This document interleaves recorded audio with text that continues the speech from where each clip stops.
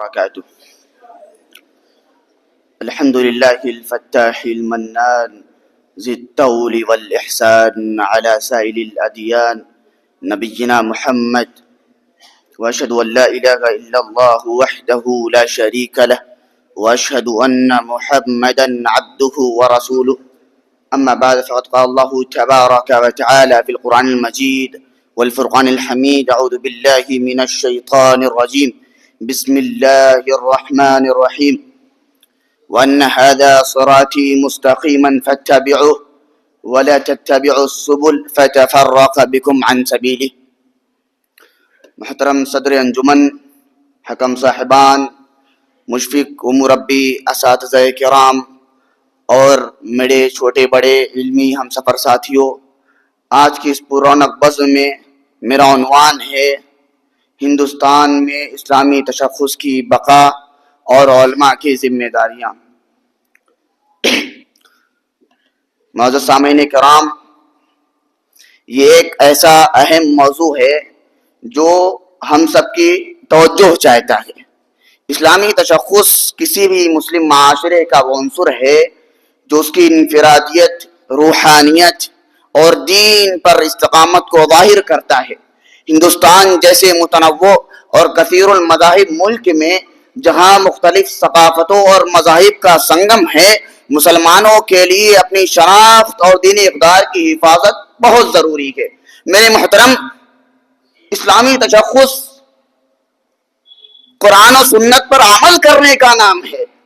یہ ہماری شناخت ہے، ہمارا وقار ہے اور ہمارے ایمان کا ایک حصہ ہے جو ہمیں دیگر قوموں سے ممتاز کرتا ہے. رب العالمین نے قرآن کریم کے اندر اس بات کا نقشہ کھینچتے ہوئے بیان فرمایا سورہ انعام کے اندر: وَأَنَّ هَذَا صِرَاطِي مُسْتَقِيمًا فَاتَّبِعُوهُ وَلَا تَتَّبِعُوا السُّبُلَ فَتَفَرَّقَ بِكُمْ عَنْ سَبِيلِهِ. یہ آیت کریمہ ہمیں واضح پیغام دیتی ہے، یہ آیت کریمہ ہمیں بتلاتی ہے کہ ہماری پہچان کا محور صرف اور صرف دین اسلام اور اس کی تعلیمات ہیں. اگر ہم نے اسلامی تشخص کو کھو دیا، اگر ہم نے اپنے اسلامی تشخص کو اپنے تن سے جدا کر دیا، تو یقین جانیے ہمارا مقصد حیات اور دینی وجود بھی خطرے میں پڑ جائے گا. میرے معزز سامعین کرام، ہندوستان میں اسلامی تشخص کو درپیش کئی چیلنجوں کا سامنا ہے. مسلمانوں کو کئی چیلنج کا سامنا درپیش ہے. ان میں سے ایک چیلنج معاشرتی دباؤ. مسلمانوں کو اپنی دینی شعائر جیسے نماز، حجاب اور اسلامی تہذیب پر عمل کرنے میں کئی مشکلات کا سامنا ہے. اسی طرح سے ایک اور چیلنج وہ تعلیمی پسماندگی. دینی اور عصری علوم میں کمی کی وجہ سے ہماری نئی نسل اسلامی تعلیمات سے دور ہو رہی ہے. اسی طرح سے ایک اور چیلنج وہ فرقہ واریت ہے. امت کے اندر اتحاد کی کمی اور باہمی اختلافات اسلامی تشخص کو نقصان پہنچا رہے ہیں.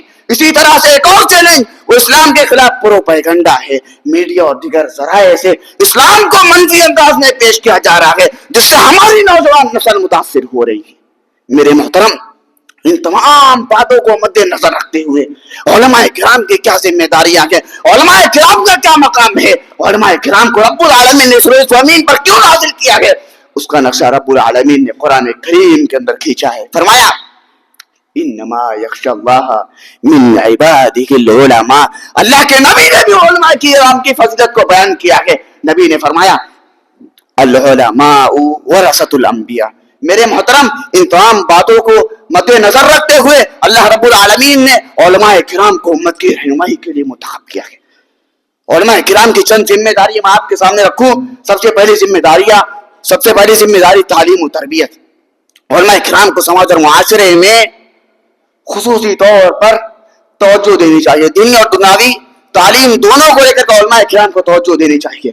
اس بات کی وضاحت اللہ کے نبی صلی اللہ علیہ وسلم کی حدیث. اللہ کے نبی نے فرمایا: خیرکم من تعلم القرآن وعلمہ.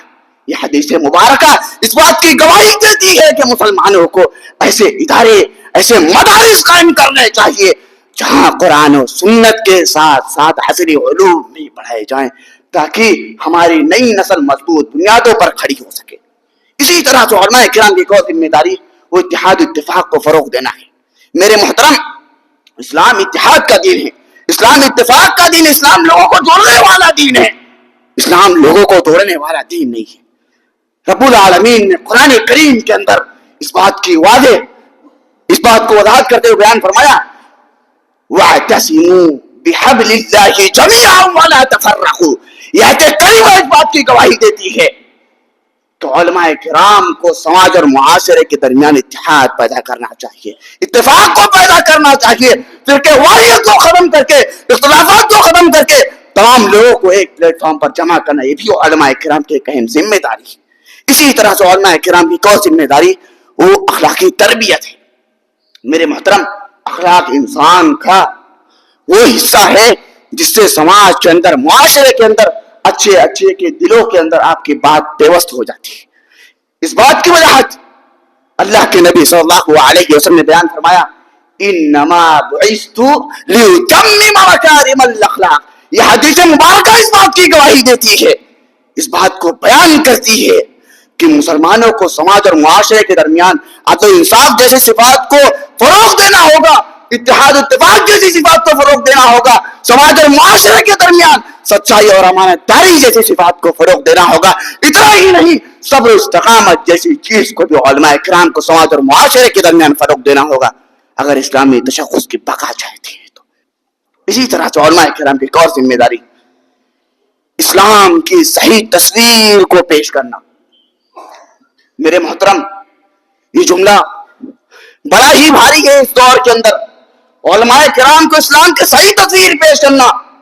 آج سماج اور معاشرے کے درمیان میڈیا ایسی چیز بن چکی ہے جو ہماری نوجوان نسل کو ایسی باتیں بتاتی ہے، اسلام کے خلاف ہو تو، دین کے خلاف ہو تو، دنیا کے خلاف ہو تو انسان جس کے اوپر اعتماد کرتا ہے، یقین کرتا ہے، بھروسہ کرتا ہے، اس بات کو علماء کرام کو چاہیے کہ علماء کرام سماج اور معاشرے کے درمیان اخلاقی باتیں لوگوں کو بتائیں، اسلام کی صحیح تصویر کو پیش کریں۔ اس بات کی وجہ اللہ رب العالمین نے قرآن کریم کے اندر اس کا نقشہ کھینچتے ہوئے بیان فرمایا، کیا فرمایا؟ ادعو الی سبیل ربک بالحکمت والموعظۃ الحسنہ۔ یہ آیت کریمہ اس بات کی گواہی دیتی ہے کہ سماج اور معاشرے کے درمیان علماء کرام نہ صرف مسلمانوں کو بلکہ غیر مسلموں کو بھی اسلام کی صحیح تصویر کو پیش کریں، اسلام کی صحیح باتیں لوگوں کے درمیان بتائیں۔ میرے محترم، خلاصہ کلام یہ ہے کہ اسلامی تشخص کو بقا اگر ہم اور آپ چاہتے ہیں تو ہماری ذمہ داری بنتی ہے کہ ہمیں چاہیے کہ ہمارا علماء کرام کا ساتھ دیں، علماء کرام کے رہنمائی میں اپنی زندگی کو گزاریں۔ رب العالمین سے دعا کرتا ہوں باری تعالیٰ اسلامی تشخص کی بقا کے لیے ہمیں علماء کا ساتھ دینے کی توفیق عطا فرما۔ اللہ جب تک تو ہمیں دنیا کے اندر زندہ رکھ، مذہب اسلام پر زندہ رکھ، تو ہمارا خاتمہ ہو، زبان پر کلمہ شہادت جاری ہو۔ آمین واخر دعوانا ان الحمدللہ رب العالمین۔ السلام علیکم ورحمۃ اللہ وبرکاتہ۔